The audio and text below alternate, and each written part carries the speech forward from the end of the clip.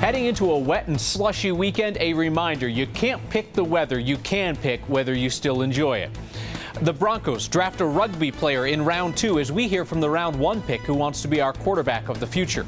Protesters rushed the entrance to a big Donald Trump event, forcing him to take a route he described as crossing the border. Just use my time to address you directly, Dynel. She was attacked, her baby taken from her womb. Today, she came face to face with her attacker before a judge handed down the sentence. And Russian jets continue to taunt us, first buzzing a U.S. destroyer, now doing stunts around our planes. 9 News starts now.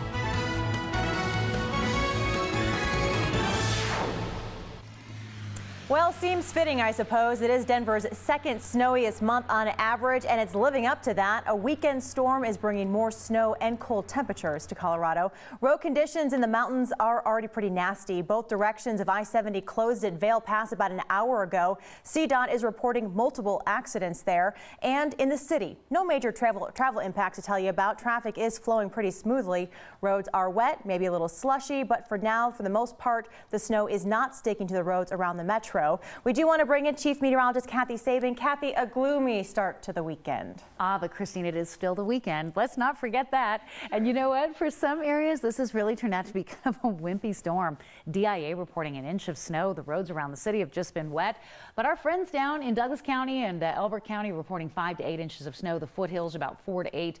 And in portions of the southern foothills, well over a foot of snow. A lot of moisture wrapping around the low pressure area, which is swinging northeast out of Colorado. And we are going to get a little bit of break from the rain and snow tonight, but another storm system already knocking on the door. It is coming in quickly behind this one, so we remain cool and unsettled as we head through Saturday into Sunday. Line of severe storms out ahead of it through McAllister and also the Dallas-Fort Worth area tonight, where the threat of tornadoes and hail looming large this evening. While here in Denver, I know it's chilly and gray, but we're just dealing with a few light showers mixing with snow occasionally. I do not have additional accumulation in tonight and really not even tomorrow. Keep the jacket handy. You'll be fine. Travel really not impacted around the city as we switch back and forth to rain and snow during the afternoon. Headed up in elevation, Idaho Springs, Evergreen, you're going to run into some wet and slushy roadways, and out on the far eastern plains, fog and blowing snow have created some road closures out that way. But other than a few flurries in the morning, really not a bad morning to be out and about early. Coming up, we're going to break down the weekend forecast and when, oh when, will we see the sun? It's all anybody wants to know. Christine, we're going to talk about that, but then you won't believe the numbers I have on the planning forecast. There's an 8, as in 80s. Oh, so we're going up. We're going up. We're not going down. Yes, we are. We're going up. All right, we'll take that. All right, Kathy, thank you. Okay. We hope that you had a great Friday at work. We're guessing that it was better than this guy's de-icing worker at DIA who smacked into the tail of a United plane and took it out of commission. You just really have to feel for the guy. He has a tough job out there in the elements. You could tell from the photo sent to us by a passenger, the guy doing a face palm inside his little cab there, that he felt terrible about hitting the plane. The airport didn't get back to us on whether there was any real damage to the plane. Tonight, another storm is bringing severe weather to parts of Oklahoma and Texas. Several people have been injured tonight. Town about 85 miles east of Dallas. Lindale, Texas, had a tornado rip apart at least 2 stores. There's damage to homes as well, and people there are being told to stay inside tonight. Heavy rain, grapefruit-sized hail, and several tornadoes swept across central and southern Oklahoma today. Community southwest of Oklahoma City saw the worst damage. Tornado damaged several homes in Ninnekah. Flash flooding was an issue in Norman, Oklahoma, where the university is. No injuries were reported. 100 years in prison. That is a sentence for a vicious crime against a woman getting ready for the birth of her daughter. Michelle Wilkins survived that day. Her baby did not. And this afternoon, Wilkins got to look her attacker in the face and speak for herself and her daughter in a Boulder courtroom. What is done cannot be undone, but I fervently hope that you use the rest of your time on this earth with meditation and prayer to help you come to terms with what you have done. It has been 13 months since Michelle Wilkins was brutally attacked, her unborn baby cut from her womb. Friday in court, I choose to use my time to address you directly, Dynel. Wilkins spoke directly to the woman who attacked her. You knowingly left me to die multiple times. The only tears that you shed during the trial were those of self-pity, to the sound of your own voice as your lies were slowly revealed. Perched beside her near the stand, a photograph of her baby daughter Aurora, who did not survive. Wilkins was 7 months pregnant at the time of the attack. Colorado law did not allow Dynell Lane to be charged for the murder in the baby's death. Until now, Wilkins says Aurora never had her day in court. It was really important to us to bring her into the courtroom today so that she could have the acknowledgement that she deserves. During the hearing, Lane showed little emotion, though she cried when a letter written by her own daughter was read out loud by a friend. Thank God my mom loves me this much, and in turn, I love her. I hope that connection is made by Dynell one day, that all of the reasons that she loves her daughter, I don't get to have that relationship in the physical. And shocking. Lane was sentenced to 100 years in prison. During the hearing, she never addressed the court or Wilkins. And an apology would have been more than appropriate. And there's nothing about a right to appeal or the right to have a lawyer that prevents somebody from being a human being and taking accountability and making an apology when they've done something awful. Despite that lack of acknowledgement, for Michelle Wilkins, it feels like justice was served.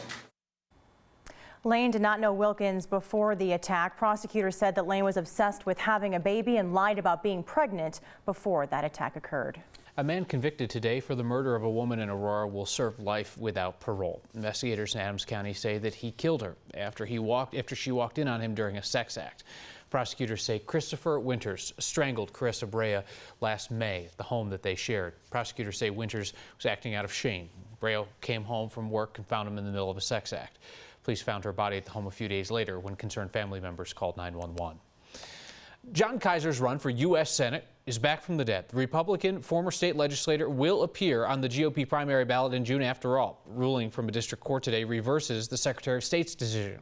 Secretary of State said that Kaiser didn't gather enough signatures in the 3rd Congressional District to get on the ballot. The judge allowed some signatures that originally weren't counted based on a technicality in the law. Kaiser's now the 3rd candidate to qualify for the primary ballot. El Paso County Commissioner Daryl Glenn and former CSU Athletic Director Jack Graham are already on the ballot. Robert Blaha and Ryan Frazier failed to collect enough signatures. Both have indicated that they too will challenge those rulings in court. And on to the Broncos. They bolstered their defense with an Australian defensive tackle, best known for playing a sport similar to rugby. What possibly could go wrong? And tonight we're hearing from the Broncos' newest quarterback, Paxton Lynch. Drew Soysher is down at Dove Valley with the latest on day 2 of the draft for the Broncos.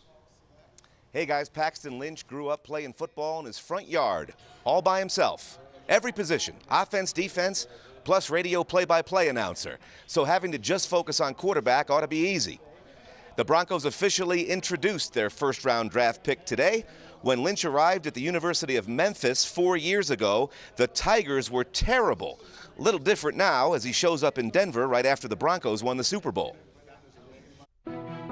Ever driven a Ferrari before?